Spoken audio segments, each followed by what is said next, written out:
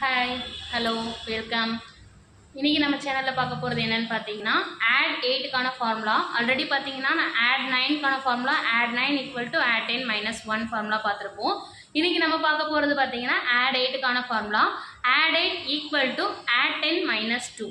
ஓகேங்களா? அதை நம்ம எப்படி கிட்டில் அப்ளை பண்ணுறது அப்படின்றத பார்க்கலாம். லாஸ்ட் வீடியோவில் பார்த்தீங்கன்னா ஸ்டூடெண்ட் கிட் வச்சு சொல்லி கொடுத்துருப்பேன்.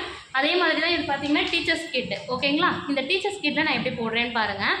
இப்போது ஃபார் எக்ஸாம்பிள் ஃபஸ்ட்டு சம் பார்த்தீங்கன்னா add 2 add 6 add 7. ஓகேங்களா? இப்போ நான் ஃபஸ்ட்டு பார்த்தீங்கன்னா add 2 ஆட் பண்ணிட்டேன். நெக்ஸ்ட் நான் 6 ஆட் பண்ணணும். 5 6 ஆட் பண்ணியாச்சு.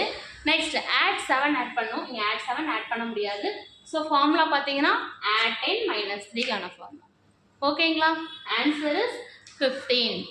Okay, next add 4 add 7 add 2. add 4 add 7 பண்ண முடியாது. add 10 minus 3. next add 2 பண்ணணும். டைரெக்டாக add 2 பண்ணிடலாம். Answer is 13. ஓகேங்களா? நெக்ஸ்ட் add 2 add 8 பண்ணணும். add 8 பண்ண முடியாது. add 10 minus 2 ஃபார்முலா யூஸ் பண்ணணும். நெக்ஸ்ட் 2 ஆட் பண்ணணும். Answer is 12.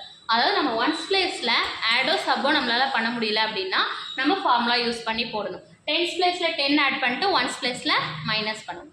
ஓகேங்களா?